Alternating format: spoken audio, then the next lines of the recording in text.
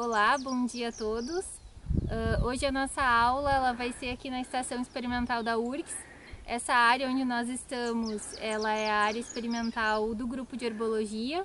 Então todos os trabalhos que a gente desenvolve a campo, que são em terras de coxilha, né, nós desenvolvemos aqui. Então basicamente experimentos principalmente com a cultura da soja. E aí na aula de hoje, então, né, nós vamos visualizar alguns dos principais métodos físicos para controle de plantas daninhas. Nós vamos ver principalmente, então, o primeiro deles que vai ser o arranquio, né, que foi o primeiro método de controle de plantas daninhas. Após, nós vamos ver como ocorre, quais são as melhores formas ou métodos de realizar a capina manual, né?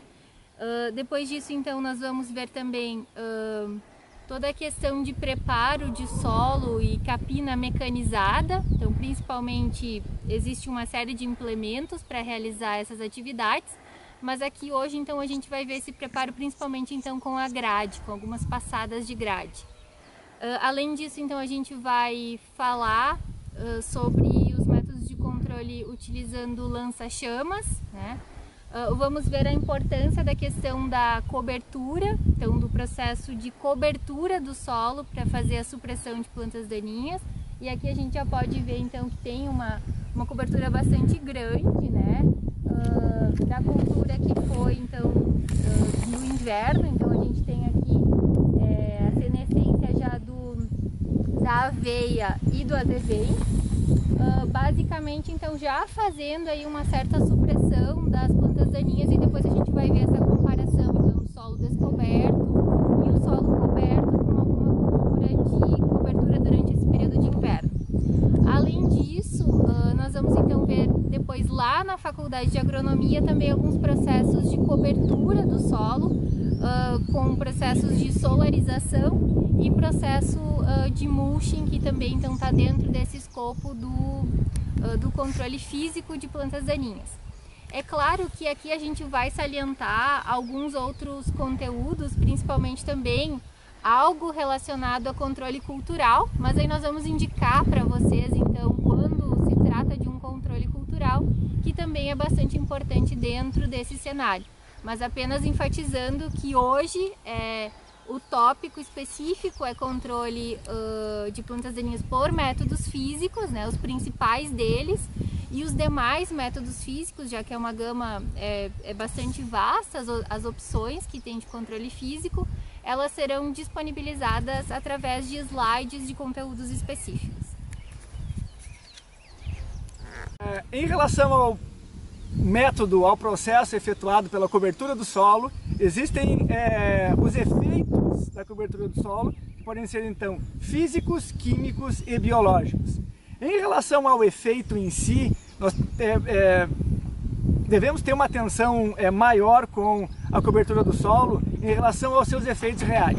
Nesta área, por exemplo, em uma observação visual superficial, ou talvez aquela feita do lado de fora da cerca, se observa um razoável bom efeito da cobertura do solo, onde existem apenas poucas espécies daninhas visíveis nesse momento onde a cobertura do solo já está em senescência. Nós estamos nesse momento no início de novembro, onde então a cobertura fantástica efetuada pelas espécies de aveia e azevém presentes nessa área atuam então como uma importante forma de supressão de plantas daninhas.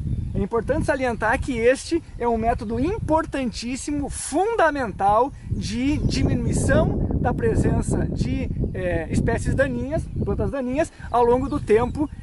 Nós vamos mostrar situações onde não existiu cobertura do solo no inverno, e as consequências vão ser visíveis então no próximo momento em relação a uma alta infestação de plantas daninhas. No entanto, agronomicamente, nós temos que ser mais severos em relação a esses efeitos. Se observa, por exemplo, então, nesta área aqui ao lado, onde a observação mais dentro da cultura, mais com detalhes da do efeito existente. Em locais onde a cobertura não está muito fechada, nós temos aí presença, por exemplo, da famigerada buva, já nesse caso aqui com um estado bastante avançado de desenvolvimento. Ou seja, nesse momento, a partir da situação em que a cobertura do inverno passa a diminuir e ser eliminada, nós temos aí então uma disponibilidade de ambiente para que as infestações de plantas daninhas permaneçam. Mesmo em locais onde a cobertura do solo se mantém com uma certa densidade, existem também o surgimento de plantas daninhas que vão ser importantes em relação à infestação vinda do verão que se aproxima, né? Então aqui nós temos uma quantidade bastante grande de poaia e também de buva, mesmo numa situação de área coberta com as espécies de inverno. Obviamente nós vamos dizer que nas áreas que isso não acontece, a infestação é muito maior. Bom, desse cenário dessa área aqui nós tivemos então a ausência de cobertura durante o inverno, né? Então na safra passada a gente pode ver que tem uma resteva aí de milho, né? Então teve o cultivo de milho. E após isso, então, não houve nenhuma cobertura, não houve nenhuma cultura durante o inverno. Então a gente consegue ver uma densidade bastante alta de plantas daninhas, né? Então com bastante predomínio de buva nessa área. E aí aqui a gente consegue ver de uma forma bastante didática, né? Fica bem visual essa diferença e contraste de uma área aqui então que não teve, que ficou em pousio, né? Comparado à área que a gente viu anteriormente, onde havia a cobertura com azevém e aveia, e aí a gente consegue ver que lá apenas em locais onde não houve um bom estabelecimento, né? Ou então algumas manchas assim dessa cultura de cobertura, que a gente conseguiu ver algumas buvas. E aqui então a gente vê esse predomínio bastante grande, bem intenso, né? A gente contou aqui rapidamente com uma densidade aí, com uma infestação de próximo a 80 plantas por metro quadrado, né? Então realmente um problema bastante intenso. Outro ponto que a gente pode destacar aqui é o estágio que essa buva está para controle. Então a gente vê que elas são plantas já bem estabelecidas. Algumas delas, né, a maioria, daria para dizer, com mais de 20 centímetros, então dificultando bastante esse controle dessas plantas. E outro ponto que a gente pode chamar a atenção é que algumas dessas plantas, como a gente mostra aqui, são chamadas de buva de toco, né? Então, possivelmente lá na colheita do milho havia essa planta daninha, então essa buva com o seu sistema, né, com a parte aérea desenvolvida já, e houve o corte no momento da colheita do milho. E aí a gente vê então que houve, a partir desse corte, o desenvolvimento, né, nas gemas, formando novamente a parte aérea. E aí assim que a gente chama então de uma buva de toco, ou seja, ela não é recente, né, por mais que a gente vai ver assim, tem só talvez 30 centímetros, mas na verdade ela tem um sistema radicular bem profundo, bastante reservas, sendo um problema bastante intenso para o controle dessa planta. Então muitas vezes, né, aqui seria a comparação de uma buva que não foi cortada. Então é uma planta um pouco mais recente, ou seja, ela não tinha desenvolvido a parte aérea no momento da colheita do milho. E aí a gente vê então essa planta intacta, e aí o que a gente pode comparar é que, embora elas tenham altura bastante similar, né, essa planta aqui ela é uma planta com muito mais reserva e muito mais difícil de controlar. Então basicamente essa área teve alguns problemas durante o manejo, né, e aí a gente pode ver então essa intensa densidade de buvas nessa área. Então basicamente aqui possivelmente a supressão só com uma cultura de inverno, né, não ter deixado a área no pousio, já teria feito um auxílio, teria auxiliado nesse novo fluxo de germinação, já que essa espécie é fotoblástica positiva, ou seja, ela precisa de luz para germinar.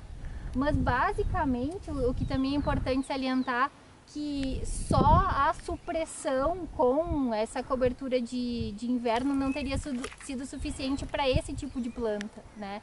Então teria sido talvez possivelmente importante para evitar a germinação dessa planta, mas essa aqui ela já é um erro ou um equívoco ou um escape, né? Mais antecipado, então ocorreu isso anteriormente, né? Então apenas para destacar esses pontos. Bom, nessa área aqui então nós podemos visualizar uma cobertura mais intensa, chegando próximo aí ao número desejado, né, de matéria seca acumulada. Então assim, a gente diz que para ter essa supressão ideal de plantas daninhas, o ideal é que se tenha pelo menos 6 toneladas por hectare, né? Então essa seria uma quantidade ideal para fazer essa supressão, então fazer uma supressão dessa germinação, principalmente então, pelo bloqueio, né, da luz, a presença da luz, e também pela questão do controle físico. Então nas outras áreas onde a gente viu, onde havia uma cobertura não tão intensa quanto nessa área, e aqui a gente pode visualizar então que a presença de plantas daninhas é bastante baixa, né? Se a gente for abrir aqui, por exemplo, a gente vê que não há presença de plantas daninhas, né? Então aquelas buvas que nós visualizamos nas outras áreas, bem, né, buvas na área em Pousio, por exemplo, tinha uma população então de 80 plantas por metro quadrado, né? E com uma altura aí de próximo a 30 centímetros. E nessa área, então, a gente visualiza que não há presença de buva, né? Então, possivelmente, em função do manejo que foi feito nessa área. E outro ponto que a gente tem que salientar, então, é que sim, essa sombra que foi feita aqui, que a gente diz, né, que sombra é de graça e que a palha seria o melhor herbicida para o controle de plantas daninhas, a gente consegue visualizar nessa área, mas também tem aquele outro ponto que a gente salienta, que palha não é para sempre, né? Então, obviamente existe aqui uma cobertura e supressão, mas a gente tem que imaginar que essa palha ela também já está degradando, já está abrindo espaços, né? Então, se a gente for ver, se a gente abrir aqui, a gente consegue já ver regiões em que começa o fluxo de emergência de algumas plantas daninhas. Então a gente vê aqui presença de algumas plântulas de papuã, mostrando, né, que a incidência de luz já está favorecendo esse processo de germinação. E aí então a palha cumpriu a sua função, né, dentro desse sistema, mas agora possivelmente, né, há necessidade de fazer talvez um manejo para a próxima, que aí a gente está então agora no início de novembro. Essa área aqui é uma área que vai à cultura da soja, né? Então possivelmente lá próximo à semeadura há necessidade de aplicação, talvez de ou um herbicida de contato ou um pré-emergente, né? Havendo essa necessidade justamente por esse fluxo que está vindo aí, né? De plantas daninhas, né? Mas é bastante contrastante se a gente lembrar daquela área que ficou em Pousio com uma grande presença de infestação de buva. Então nós temos a demonstração do efeito da roçada, também chamado ceifa, em relação ao manejo e as suas consequências para plantas daninhas. A prática da roçada, então, ela é importante para culturas perenes, para, enfim, pastagens, para o manejo de pastagens em certas áreas. Obviamente, vocês vão ver detalhes bem específicos sobre isso nas disciplinas de forrageiras, mas a roçada é uma prática comum em pastagens, em campos nativos, principalmente, e também é fundamental em pomares, em cultivo de espécies perenes, onde principalmente na entrelinha é efetuada a roçada como forma de manutenção das plantas em um porte baixo, favorecendo então o tráfego de máquinas e, obviamente, diminuindo, impedindo a competição efetuada pelas plantas que estão, então, na entrelinha com as árvores de maçã, laranja, pêssego, etc. Tem um ponto muito importante que é a altura da roçada. Então, a roçada pode ser uma prática que favoreça o controle do mato e ela também pode desfavorecer o controle do mato. Não existe uma regra fixa de como que isso deve ser feito e qual é a melhor altura para a roçada. O que existe são consequências, principalmente em função das espécies e da cobertura desejada na área. Nós temos então aqui 3 áreas, uma que a roçada foi feita bem próxima ao solo, ele é rente ao solo, com uma altura de 0 a 5 centímetros da superfície do solo. No segundo momento, então, nós temos uma roçada de altura média, onde ela foi feita a 10 centímetros do solo, e uma roçada, então, com uma altura mais superior, onde ela foi feita a 20 centímetros do solo. Então vamos voltar até a área onde se teve a roçada com 10 centímetros, e se observa, então, que, do ponto de vista do controle de plantas daninhas, num primeiro momento, esta roçada mais rente ao solo, ela é benéfica. Ela elimina praticamente todas as plantas daninhas existentes na área, onde nós não vemos aqui praticamente nada de plantas daninhas.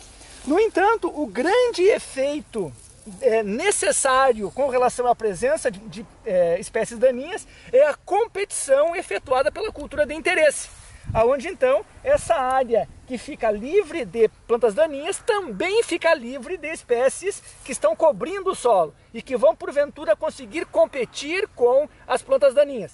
Então, nesse caso aqui, certamente daqui a alguns dias nós teremos aí o surgimento de plantas. Já estão aqui uma grama-seda, aqui outra grama-seda. Essas espécies, então, que não foram afetadas pela cobertura, vão ressurgir. E como não tem a espécie desejada, não tem a espécie cultivada, vai ficar mais fácil para as plantas daninhas se desenvolver. Aqui nós temos uma guanchuma, que também não foi eliminada pela roçada e vai ter, então, o seu crescimento favorecido.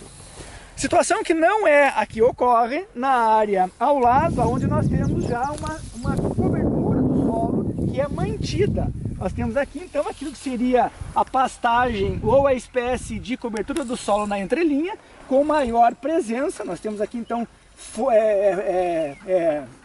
parte verde, parte viva das espécies de Paspalum, Andropogum, que fazem parte então da área coberta, da área desejada. Isso vai favorecer o rebrote dessas espécies e isso vai desfavorecer a vinda das espécies de plantas daninhas. No entanto, a roçada alta também tem as suas consequências negativas, aonde então a gente passa a observar tocos das espécies existentes. Nós temos que localizá-los, mas aonde então nós temos situações aonde, por exemplo, uma guanchuma aqui no cantinho, que eu tive que fazer força para arrancá-la e não consegui arrancar a raiz da guanchuma, porque nós estamos aí há 1 mês de seca e a guanchuma então tem um sistema radicular bastante profundo, o que dificulta o seu arranquio sempre. Essa guanchuma então ela foi cortada pelo efeito da roçada, mas vejam bem, ela ainda mantém aqui então uma série de nós entre nós, e desses nós então essa estrutura vai facilmente rebrotar, né? Então a eliminação, nesse caso, deixando uma grande quantidade de nós dessas espécies, vão favorecer o rebrote dessa planta. O mesmo acontece em uma situação com uma planta de buva, onde nesse caso aqui, em si, uma que já foi roçada e uma que ainda não foi, que vai acabar de ser roçada agora. Aonde então essa planta de buva, com essa eliminação através da roçada, proporciona que a manutenção de uma série de gemas dessa planta vai favorecer o seu crescimento, porque ela tem um sistema radicular que não é somente esse que veio aqui, um sistema radicular mais desenvolvido e fasciculado, que vai proporcionar então o rebrote dessas estruturas. Bem, com isso então nós tocamos num ponto bastante importante aqui, que é que a roçada favorece o estabelecimento de plantas perenes. Então, nesse caso, nessa área ou em áreas de pastagem ou de cobertura do solo em pomares, basicamente os problemas com plantas anuais eles são menores, e o que acaba se perpetuando no ambiente são problemas com plantas daninhas perenes, justamente porque os métodos físicos de controle, eles promovem então o controle de parte da parte aérea, obviamente, e o rebrote então acontece através de estruturas, seja de plantas daninhas perenes, seja de plantas daninhas dicotiledôneas ou magnoliopsidas, ou também através de plantas daninhas anuais, onde então o rebrote a partir de rizomas, e estolões passa a ser possível à medida que eu tenha, por exemplo, estruturas de grama-seda, aonde o rebrote também vai passar a existir a partir destas gemas de plantas perenes. Nós temos então a outra área ao lado, que tem a sua roçada efetuada com uma altura de 20 centímetros, onde então nesse caso existe uma manutenção muito maior da cobertura vegetal, o que favorece então a competição intraespecífica da cobertura para com o mato. Isso favorece então o controle do mato, é benéfico para o controle do mato, e igualmente passa a existir então plantas que são ceifadas, né? Esse é o nome também da roçada, onde então esses tocos vão favorecer o rebrote através, mais uma vez, das gemas. E com uma altura maior, já passa a existir mesmo plantas maiores que não são controladas e obviamente vão ter um crescimento bem mais facilitado. Isso mostra, mais aqui na frente, por exemplo, nós temos plantas de picão que nem foram afetadas pela roçada. E aqui então nós temos uma grama-seda. Com essa seca não está fácil arrancar. Aqui vem o rizoma, isso.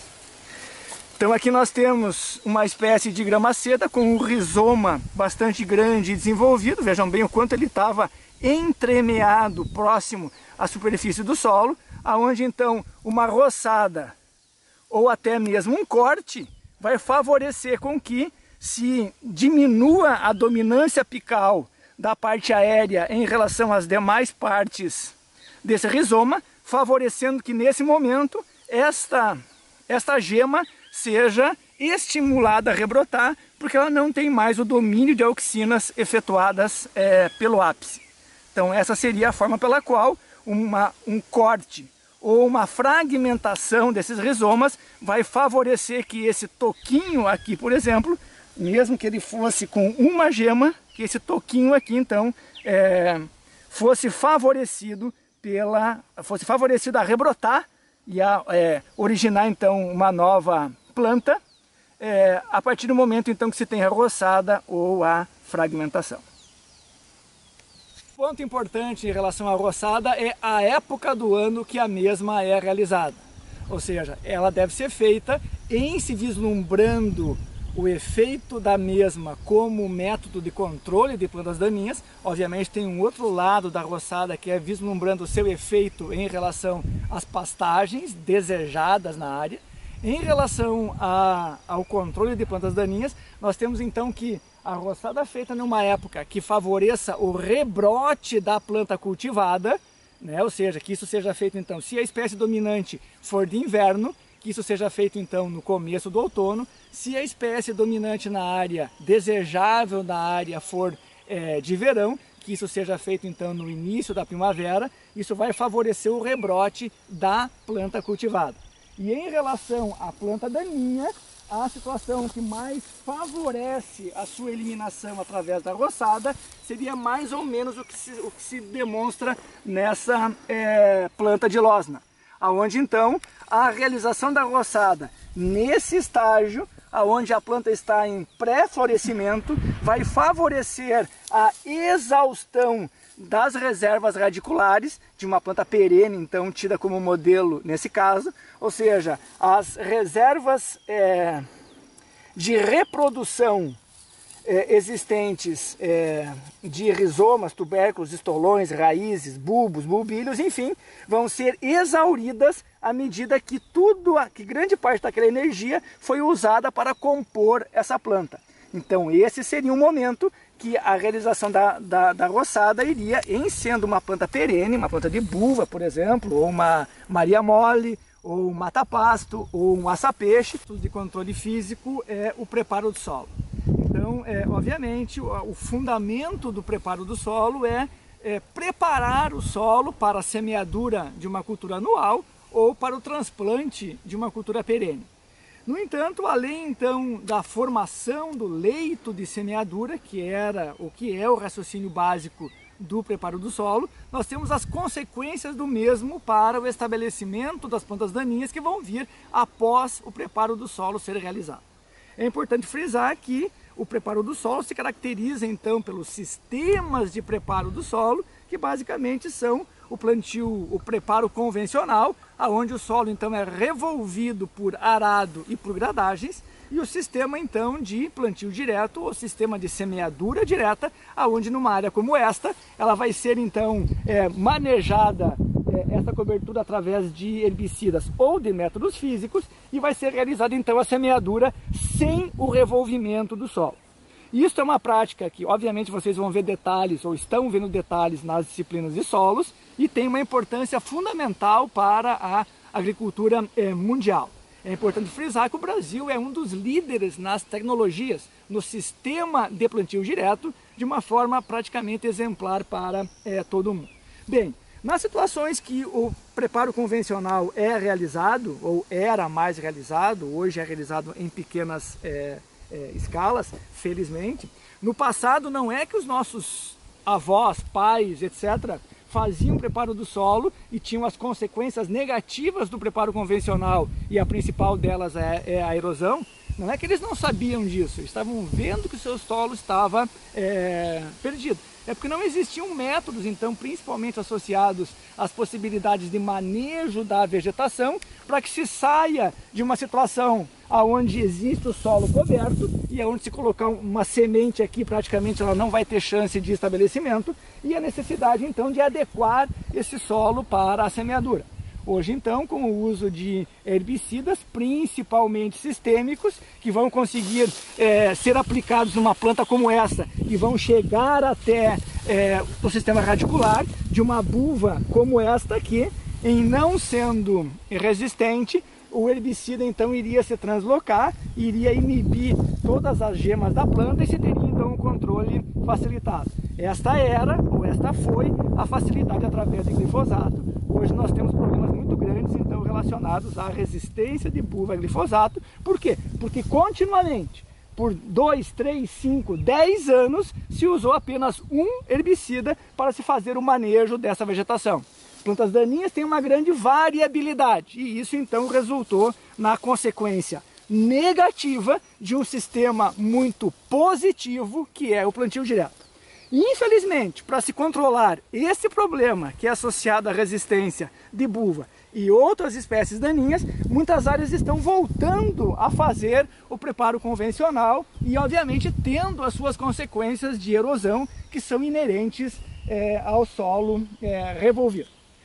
Bem, em relação ao controle do mato, nós temos que, obviamente, numa área como esta, que o preparo foi feito com uma aração e 3 gradagens, nós temos um solo altamente revolvido, onde praticamente todas as plantas daninhas existentes nessa área, todas as plantas existentes nessa área passaram a ser eliminadas.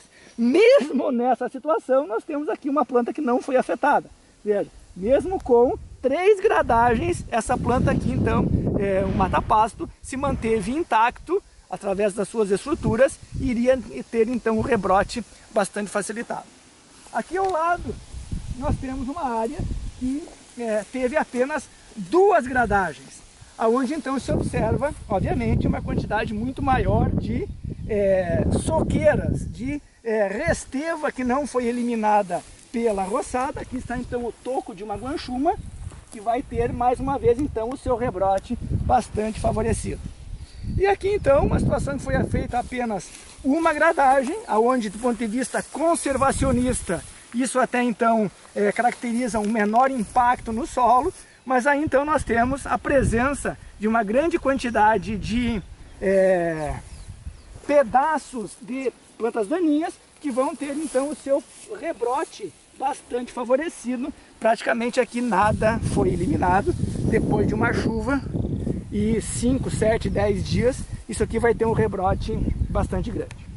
Então, enfim, uma outra consequência associada ao preparo do solo, de uma forma regular ou irregular, é a quantidade de torrões. Por quê? Mesmo em situações de preparo convencional, existe a necessidade, em muitas situações, de se fazer uso da aplicação de herbicidas pré-emergentes.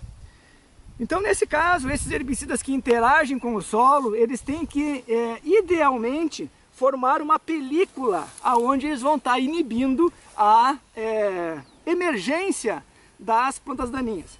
Em uma área que tenha torrões, e aqui nós não temos torrões de tamanho muito grande devido à umidade do solo e ao tipo de solo, mas numa área que tenha torrões, uma aplicação de herbicida sobre um torrão, ela vai cobrir esse herbicida no momento de sua aplicação. No entanto, à medida que esse torrão vai ser desfeito pela chuva, essa película aqui existente vai ser eliminada, e aqui então vai ser uma área de favorecimento de emergência de plantas daninhas, porque o herbicida não vai funcionar atualmente. Então veja bem que existe aí uma dualidade em relação ao preparo do solo. Ele sendo feito de uma forma excessiva, ele vai, por exemplo, favorecer muito a erosão, e em ele sendo realizado de uma forma menos intensa, como esta que é intermediária, ou como é aquela mostrada anteriormente, ele vai ser mais favorável em relação ao não escorrimento da água. No entanto, o rebrote do mato vai ser muito facilitado.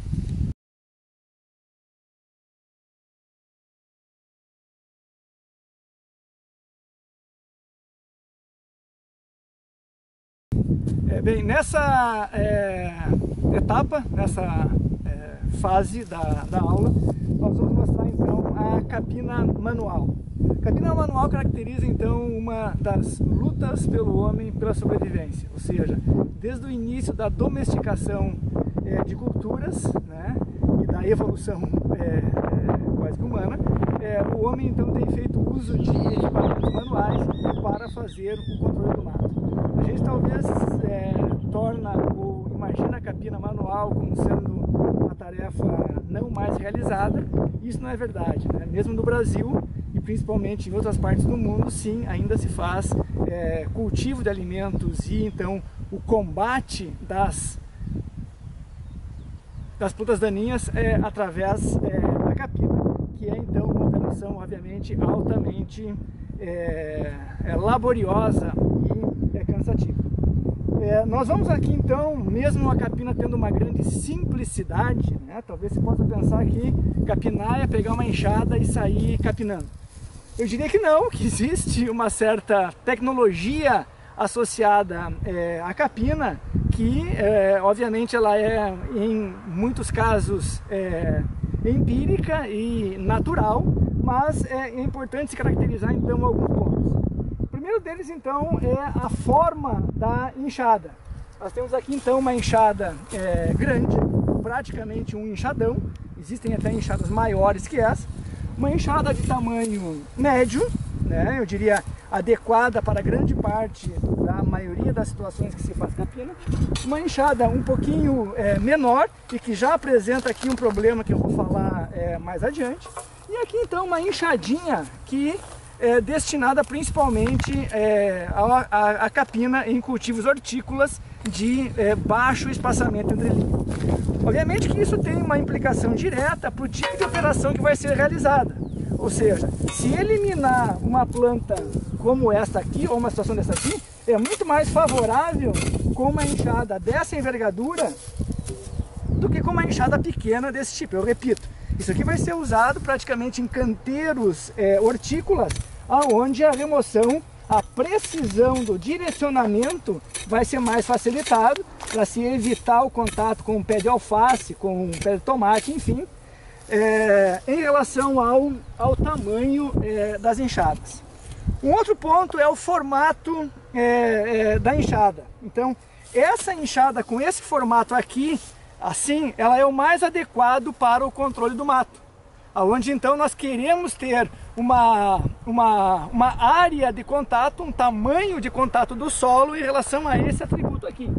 Enxadas com esse abaloamento, ou seja, com essa curvatura aqui, ela faz com que esta área aqui seja maior. Então, enxadas com esse formato é para ameixecimento. Então, enxadas dessa forma são para serem usadas na construção civil, literalmente para ameixecimento. E aquilo que nós necessitamos para capina do mato, para uso no solo, não precisa ter esta cobertura. O que é necessário é esta área de atrito. Claro que o peso da enxada é altamente importante para duas coisas. Ela não pode ser nem muito leve, porque isso vai desfavorecer a força que vai ser delegada na atividade, e obviamente nem muito pesada para ser um desperdício de energia. Algumas enxadas então são vazadas nesta parte aqui, permitindo que aqui fique mais leve e que se mantenha uma área de contato, uma superfície de contato maior com o solo. Outro problema bastante grande das enxadas é justamente esse aqui. É o cabo solto na enxada. Isso vai ter um baixo rendimento operacional, ou seja, eu vou perder energia no momento de realizar a capina. Isso vai tender a ir afrouxando o cabo cada vez mais, a ponto de tornar a operação da enxada da capina de baixo rendimento operacional. Vocês vejam, são coisas simples, extremamente simples. É claro que num contexto agronômico, eu repito que todo mundo, ou grande parte das pessoas que faziam capina sabe disso e da importância que tem deixar essa enxada aqui num balde de água durante a noite para que o cabo inche e se mantenha preso. Mas hoje também é o fato que nós temos cada vez menos disponibilidade de pessoas para fazer a atividade da capina em situações onde isso é necessário. Então sim, existem pessoas que passam a fazer quando adultas capina pela primeira vez e não vão ter o discernimento em relação a pequenos detalhes, e que nesse caso também vai ser incumbência do agrônomo em realizar essas adaptações e esses cuidados, porque isso vai significar a pessoa vai cansar mais, vai trabalhar menos, vai ter um menor rendimento e obviamente não é necessário. Uma outra simplicidade em relação à capina é a forma pela qual é realizada. Então nós temos duas situações. Aquela capina que seria o que é de grande dispêndio de energia e que talvez tenha baixa eficiência, que é uma capina feita desse jeito.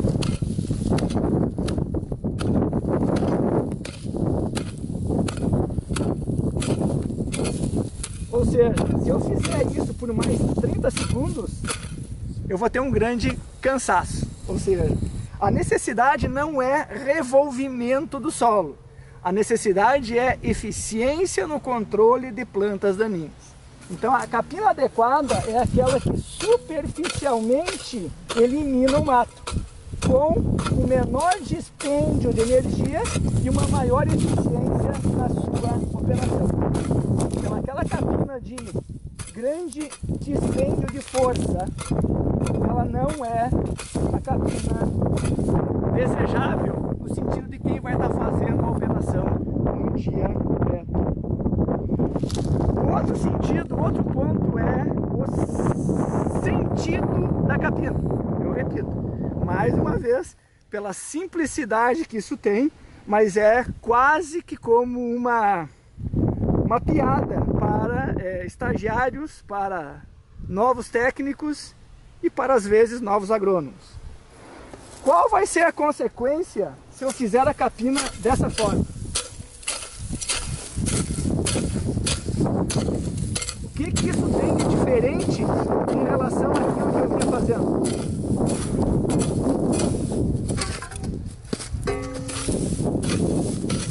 O que isso tem de diferente em relação àquilo que eu vinha fazendo? Ou seja, se eu continuar capinando assim, eu vou chegar no final da área e vou estar sobre um monte de mato, talvez criando quase que como que uma montanha de mato, e eu vou puxando o mato para o meu deslocamento,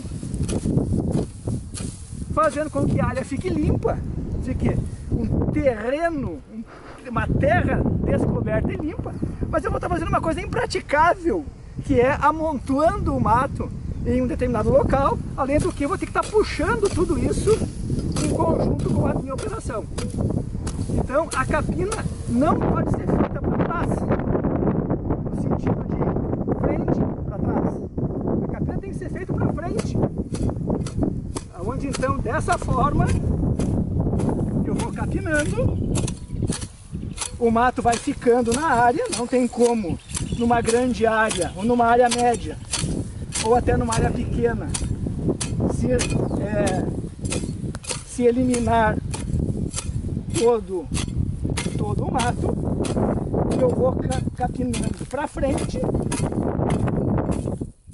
e mantendo então obviamente o mato sob os meus pés, e isso tem um rendimento operacional e uma eficiência no controle do mato adequada. Bem, existem piadas e piadas a respeito desse descanso com enxada, né? Que mesmo numa pequena demonstração dessa se faz necessário, porque isso cansa. Eu os estimulo, mesmo infelizmente essa prática não sendo possível devido à situação atual, que vocês possam ter então a oportunidade de exercer a atividade da capina mesmo numa pequena área. Bem, nós temos então uma pequena atividade que é a transformação do trabalho da capina em quantificação de, por exemplo, quanto que isso custa. Então, como uma atividade, como um relatório, um trabalho a ser feito, nós vamos fazer uma simulação de capina numa determinada área. Nós vamos marcar o tempo que vai ser levado para fazer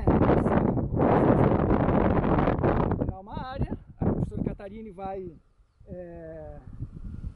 vai capinar uma outra área, e a atividade então corresponde a se fazer um cálculo de quanto que custaria fazer a capina em 1 hectare. Quanto que uma pessoa capinando uma área X iria custar para fazer a operação da capina. Então essa área tem 1,5 por 2 metros, portanto ela tem 3 metros quadrados, e ao final da atividade nós vamos indicar para vocês qual foi o tempo gasto para fazer essa operação da capina. Então vão ser um tempo X em 3 metros quadrados, em 10.000 metros quadrados vai ser um tempo Y. Vamos considerar que uma pessoa, a mão de obra de um diarista para fazer a operação da capina é em torno de 80 a 120 reais por dia. Vamos estabelecer então um preço médio de 100 reais por dia, e vamos definir então a atividade, a primeira parte da atividade vai ser quanto que custa para capinar 1 hectare. Então eu vou cronometrar o início, vou iniciar a operação da capina.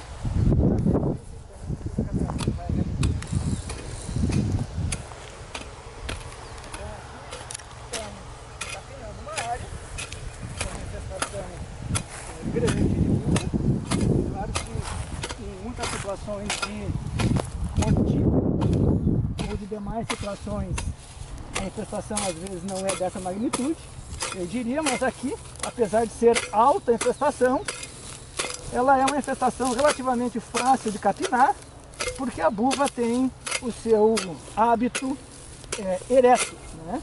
Que nesse caso favorece a capina em detrimento de plantas como grama seda, por exemplo, que tem um hábito prostrado e que daí a operação da capina é menor. Então eu fiz aproximadamente a metade da área. A professora Catarine vai contribuir conosco, finalizando a operação.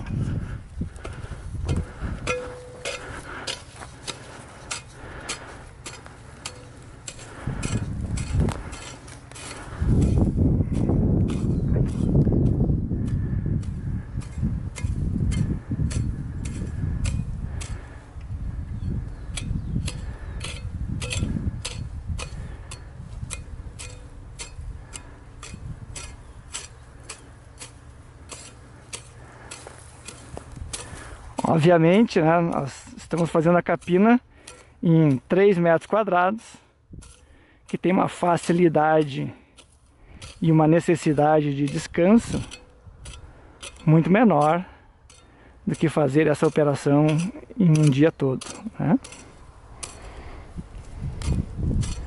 Então, a critério de vocês, vocês podem contabilizar na atividade um tempo de descanso, o que daria, que é totalmente necessário, né?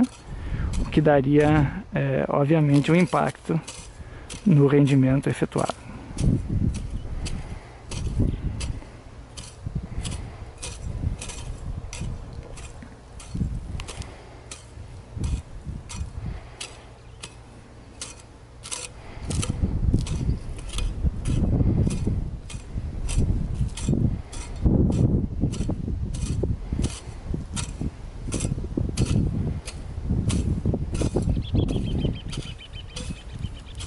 Solo para a realização da capina.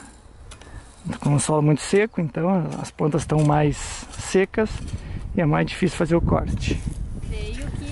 Creio que estamos listos. Então o tempo foi 3 minutos e 30 segundos. Então isso equivale a 3 minutos e 30 segundos em 3 metros quadrados. X minutos ou horas em 10.000 metros quadrados. A operação da capina também tem aquilo que se chama de mover o mato de lugar. E muitas vezes então a capina apenas move o mato de lugar. Então aqui, por exemplo, onde nós temos plantas perenes, se eu fizer a capina e se a planta ficar com esse formato, com esse sistema radicular, e isso ficar na superfície do solo, em chovendo amanhã ou depois, essa planta vai ter um rebrote bastante facilitado. Em algumas vezes, se consegue observar o rebrote através de um pedacinho de raiz que tenha ficado em contato com o solo. Então é claro que, idealmente, plantas perenes entouceiradas, à medida que elas são capinadas, idealmente elas devem ficar voltadas para cima. Ou mais idealmente ainda, tiradas da área ou presas na planta de milho, por exemplo, aonde então o rebrote de uma touceira perene não vai acontecer. Então sim, mesmo com um trabalho grande, com um dispêndio de força, de dedicação e de dinheiro, e muitas vezes a operação da capina não tem a sua eficiência tão grande, porque existe rebrote a partir de plantas desse tipo, ou porque essa planta de buva, sendo cortada, ela vai poder ter o seu rebrote a partir, que eu acabei de tirar fora o toquinho que tinha ficado, mas mesmo nesse cenário, ela vai poder ter rebrote em função daquela estrutura que ainda ficou no solo e que vai ter uma geminha ali embaixo e que talvez vai resultar no rebrote daquela planta.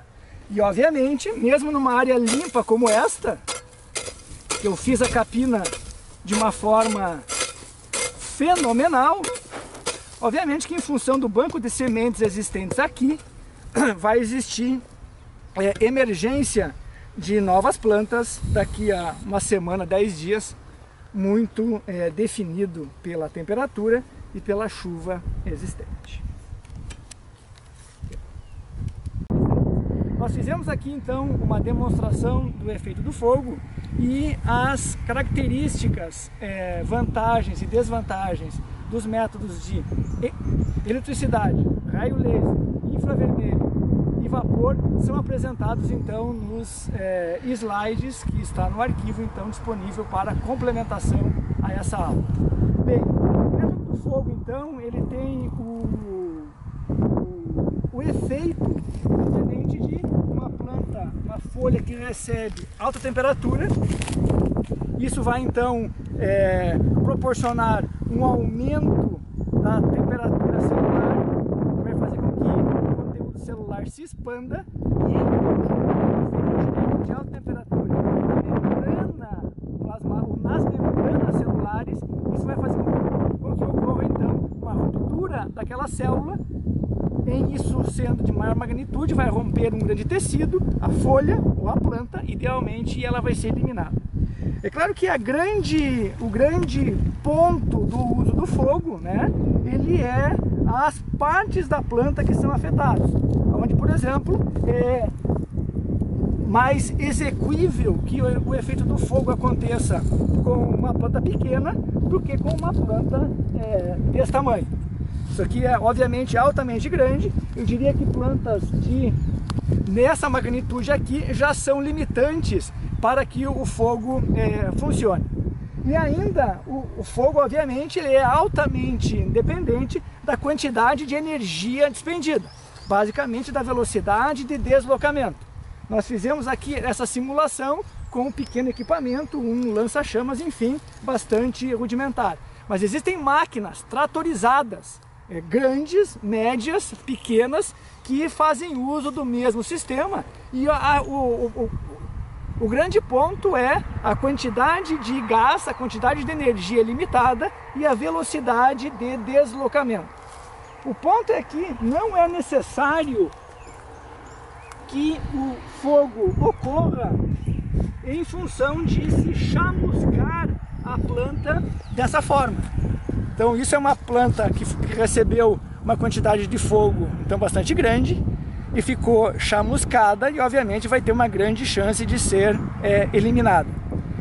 Isso vai requerer uma grande quantidade de energia que torna a operação praticamente impraticável. O efeito suficiente do fogo é quando pressionado com o dedo se observe as digitais da pessoa. Isso então vai fazer com que, isto é um indicativo de que aquela célula foi rompida e ali então teve um extravasamento celular que, em ocorrendo principalmente nas gemas, e esse é o grande limitante do uso de fogo, eletricidade, etc. O limitante é que isso ocorra não apenas nas folhas, mas que ocorra também nas gemas. E isso é o grande problema desses métodos, de todos os métodos físicos. Eles são eficientes, seja uma roçada, seja fogo, seja dar choque na planta, seja colocar vapor na planta, eles têm uma facilidade de causar esse efeito nas folhas. Mas o grande problema é se eliminar as gemas das plantas. Isso faz com que, infelizmente, nos modelos atuais, os equipamentos existentes resultam aí num custo ainda muito grande. Mas eu considero que isso é um desafio. Eu considero que as máquinas podem e devem ser melhoradas, e aí é um incentivo para vocês agrônomos, que se tenha um desenvolvimento de máquinas mais apropriadas, que consigam ter um aporte de energia maior, talvez fazendo uso então de energias, que não o gás, mas de energia que promova então uma quantidade de calor de uma forma mais barata, e que isso então venha a ser uma prática de maior viabilidade no Brasil. Nós fizemos aqui então demonstração de aplicação do fogo numa área que tem 4 metros de comprimento por 50 centímetros de largura. Então essa área que eu iniciei fazendo a apresentação tem 2 metros quadrados. Nós pesamos esse bujão de gás antes do início dessa operação. No final da atividade nós vamos pesá-lo novamente e apresentar então quanto de gás foi consumido para fazer esta simulação da aplicação do fogo para o controle de plantas daninhas. Então vocês vão perceber a quantidade de gás, quantas gramas de gás foram gastas, e essas gramas correspondem a uma área de 2 metros quadrados. Sinceramente eu não sei qual é o preço do gás atualmente. Um botijão de 13 quilos, creio que esteja em torno de R$60. Enfim, considerem o valor de R$60 ou usem o valor real de mercado e vocês vão chegar então a uma informação de quanto custa por hectare para se fazer o uso do fogo com base nesse raciocínio. Então, a atividade dessa aula prática a ser encaminhada, a ser entregue para a próxima semana, se refere ao cálculo da capina, como efetuado anteriormente, e ao cálculo do consumo de gás, como demonstrado nesta parte. Eu repito, nós vamos informar para vocês o conteúdo de gás que foi consumido numa área de 2 metros quadrados. Isso tem que ser convertido para 1 hectare, uma regra de 3 bastante simples, e convertido para um valor em reais em função do preço do quilo do gás.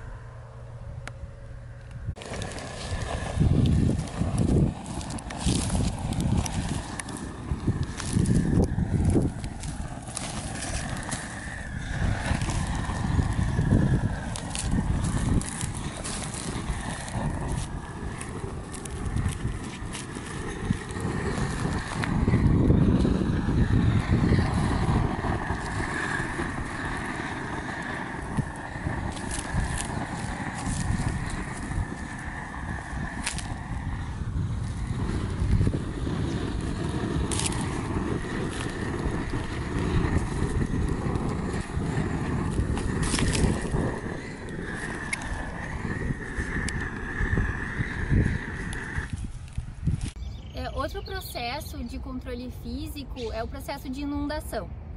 Então hoje pela manhã nós fomos no Instituto Rio Grandense do Arroz, né, no IRGA, em que lá a gente fez algumas imagens sobre esse processo de inundação, que é um processo muito importante para o controle de plantas daninhas na cultura do arroz, né, do arroz irrigado. Então. E basicamente no sistema mais convencional, assim, a cultura do arroz ela é semeada no seco, né? Então normalmente pode se associar, né? Se há necessidade ou se a infestação de plantas daninhas é alta, pode ser associado junto lá na semeadura um herbicida pré-emergente, né? Então isso fica facultativo aí se quer utilizar ou não. Mas o grande ponto é que quando o arroz ele vai estar então com 3 a 4 folhas, é feito normalmente uma aplicação de herbicida em pós-emergência e após isso, né, é feito a adubação com ureia, né, ureia a lanço, então, e aí sim se vem com a entrada da água, né? Então esse processo é colocado aí uma lâmina d'água normalmente aí próxima a 5 centímetros, 10, 15 centímetros vai ter essa variação, né, de disponibilidade de água. E essa lâmina d'água, ela é bastante importante então para fazer o controle da emergência de plantas daninhas, né? Então basicamente ela faz essa supressão em função deste alagamento, inviabilizando a germinação de diversas espécies. Obviamente que ao longo dos anos, em função da utilização dessa lâmina de água, acontece que faz uma pressão de seleção, selecionando biótipos que são capazes também em germinar em condições em que estão alagadas. E principalmente também as espécies aquáticas, né, que podem ter algum benefício aí nessa condição. Mas, de novo, é uma técnica bastante importante para essa cultura, né, e a gente tem aí um vídeo mostrando como que ocorre, e a gente consegue ver então as linhas bem definidas da cultura do arroz e a lâmina d'água fazendo essa supressão, impedindo essa germinação das espécies, da maioria das espécies de plantas daninhas. Essas então são algumas imagens que nós realizamos no dia 5 de novembro de 2020, né? Então, nesse dia nós fizemos a instalação de alguns experimentos no IRGA e aproveitamos então para fazer essas imagens que demonstram muito bem a presença da lâmina de água na cultura do arroz, que é extremamente importante para fazer esse controle da germinação e emergência de algumas espécies de plantas daninhas.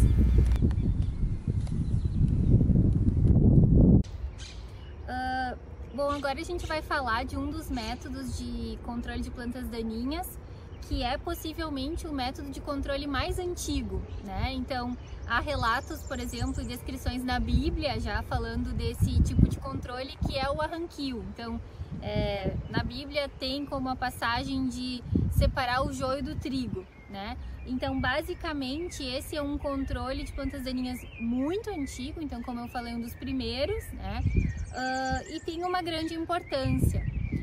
No entanto, atualmente, o que a gente pode perceber é que esse controle ele não é ele se tornou inviável pelo custo, né, da mão de obra, e é bastante demorado. Então, se a gente for comparar com os demais métodos físicos que a gente já viu e que a gente vai ver, né, é um controle bastante demorado. E por isso, então, se a gente for pensar na mão de obra, né, no custo da mão de obra, se torna caro contratar pessoas para fazer esse arranquio manual, ou então também chamado, né, como eu disse, de hogging. Então, atualmente, os locais onde é realizado o hogging, que justifica esse tipo de controle, são em áreas de produção de sementes, né? Então, normalmente, nessas áreas se tem que é impossível, é proibido muitas das espécies ter a presença nessas áreas, então justifica o uso, né, de hogging ou então desse processo de arranquio manual. Basicamente, então, aqui a gente está olhando uma situação em que a gente tem diversas espécies de plantas daninhas, e nesse hogging o que a gente pode perceber é que aquelas espécies que são eretas, que têm esse hábito ereto, elas são mais fáceis de ser arrancadas. Então, basicamente, por exemplo, uma buva, né, seria mais tranquilo de realizar o arranquio, porque ela tem esse hábito, então, ereto. No entanto, aquelas espécies que são mais prostradas, né, que elas são com um crescimento bastante próximo ao solo, esse arranquio ele já é mais difícil de ser realizado, tá? Então, basicamente, esse é um dos pontos que se tem, né, que algumas espécies a gente vai conseguir fazer esse arranquio manual de uma forma bastante eficiente, já em outras espécies é um pouco mais complicado, tá? Então, se a gente for ver aqui, por exemplo, a gente tem algumas espécies que têm esse hábito um pouco mais prostrado e que elas são espalhadas, é difícil de arrancar, né? E às vezes a gente arranca só partes da planta e não arranca ela como um todo, então dificultando mais esse processo. Mas são processos que ocorrem, né, que são realizados, então, como eu falei para vocês, inclusive até em hortaliças, né, se justifica o uso desse tipo de controle físico, e principalmente em áreas de produção de semente. Um dos casos seria, inclusive, áreas de arroz irrigado, né, onde se faz esse arranquio manual para fazer principalmente o controle de escapes de plantas daninhas, que seriam, inclusive, por exemplo, o arroz vermelho, que alguns deles então são maiores, têm um porte maior do que o arroz cultivado, e facilita então fazer a distinção dessa planta daninha e o arranquio manual. Dentro dos métodos de controle sobre a cobertura do solo, né, relacionados à cobertura do solo, a utilização da lona preta. Então, basicamente, esse tipo de controle ele é realizado em áreas principalmente de hortaliças, né? Então, se faz essa cobertura do solo com a lona preta para evitar que os raios solares passem, né? Então, essa lona preta ela vai fazer uma proteção, né, do solo, física, né, principalmente também, então evitando essa emergência, e acaba também então fazendo esse filtro, né, dos raios solares. Então, se a gente for olhar aqui embaixo dessa cobertura, né, a gente fez o preparo do solo e nós deixamos algumas plantas propositalmente, né, para mostrar então que elas estão entrando em estresse oxidativo em função do calor, né, proporcionado por essa lona, e também porque elas não estão recebendo luz, né? Então, as plantas que estão abaixo dessa cobertura, a gente pode ver aqui com predomínio de papuã, alguma coisa de serralha, milhã também, então estão morrendo em função desse estresse oxidativo ocasionado pela cobertura do mulching, né? Então a gente pode ver aqui esse branqueamento e após morte dos tecidos, então nada mais é que simplesmente esse efeito do estresse oxidativo dessa condição de estresse que essas plantas ficaram. E basicamente então o ideal a se fazer, óbvio, é fazer o preparo do solo, não deixando essas plantas aqui. A gente só, como eu falei, a gente só deixou como uma forma de visualizar que essas plantas vão ser controladas por essa condição de estresse.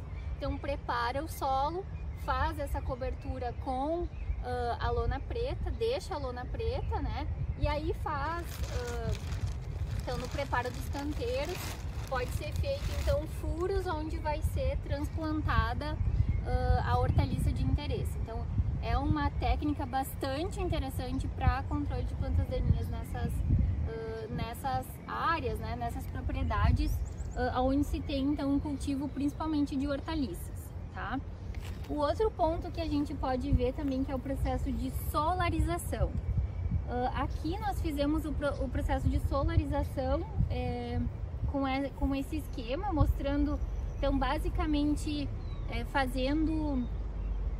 proporcionando um efeito estufa, em que basicamente abaixo o solo ele é preparado, então são retiradas as plantas daninhas, depois esse solo ele é umedecido, né?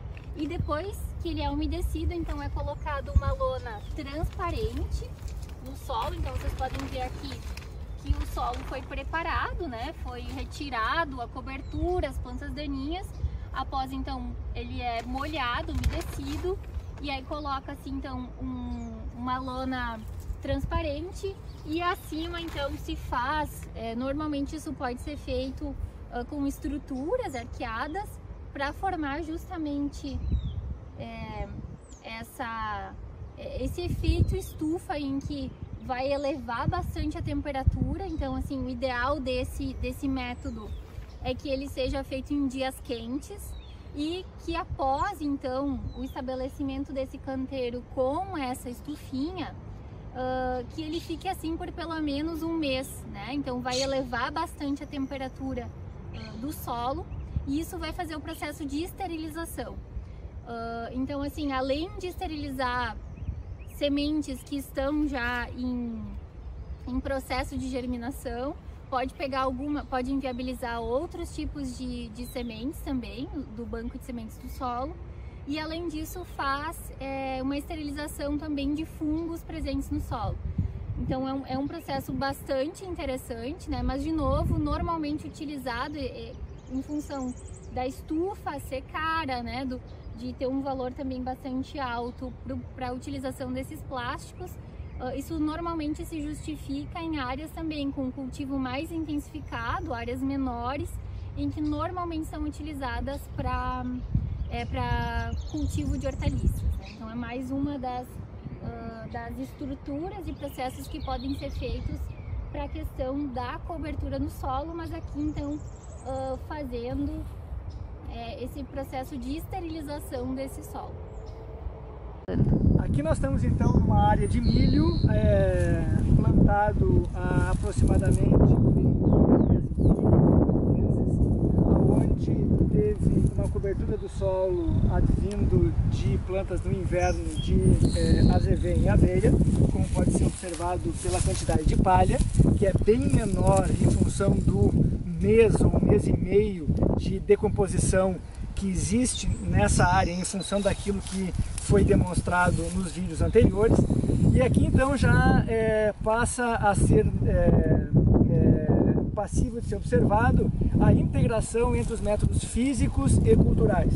Obviamente então que nós temos o efeito físico da palha cobrindo o solo e restringindo a emergência de plantas daninhas, como vimos anteriormente.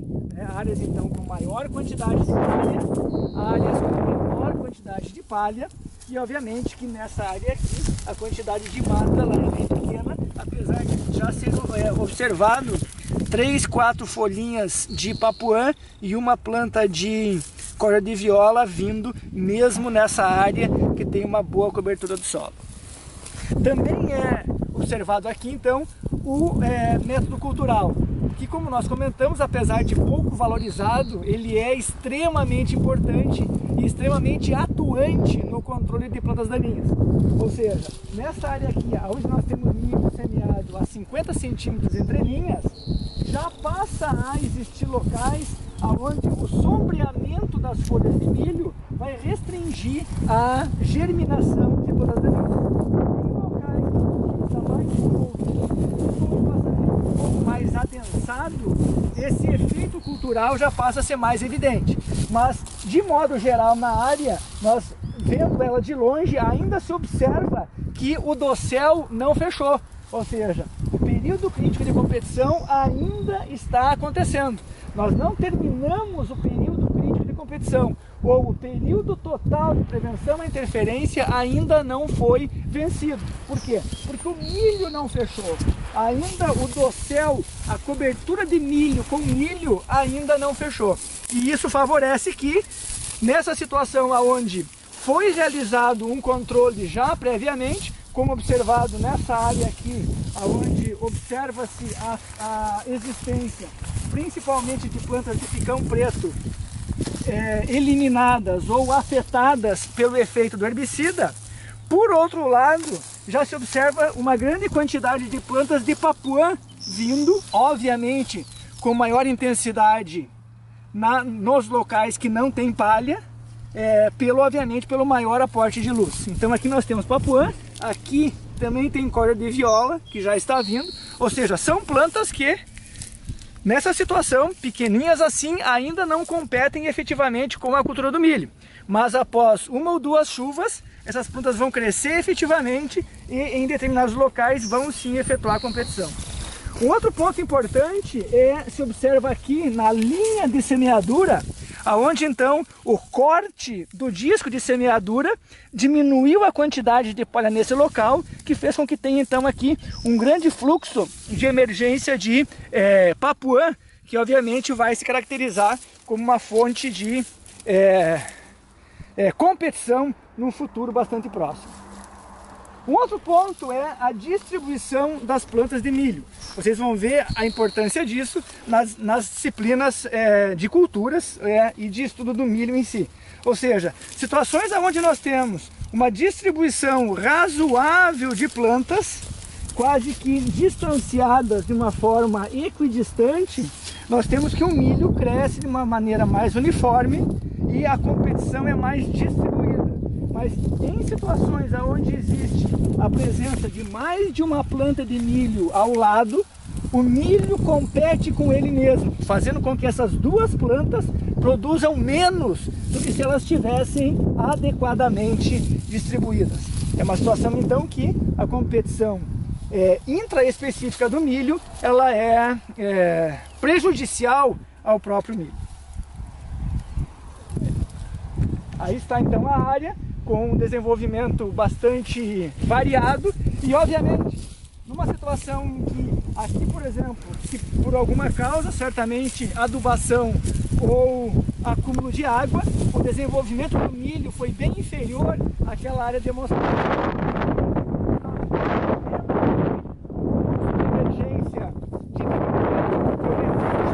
Já foi controlado, mas o milho ainda está longe de fechar e já existe aí um segundo fluxo de emergência, nesse caso de Papuã, também de Correio de Viola, e também um novo fluxo, no caso, um segundo fluxo do próprio Picão Preto. Então isso demonstra que o correto estabelecimento da cultura, de forma que ela cubra os espaços o mais rapidamente possível, é um método que dificulta a ocorrência das plantas daninhas e facilita o seu controle através, seja de herbicidas ou de outros métodos de controle.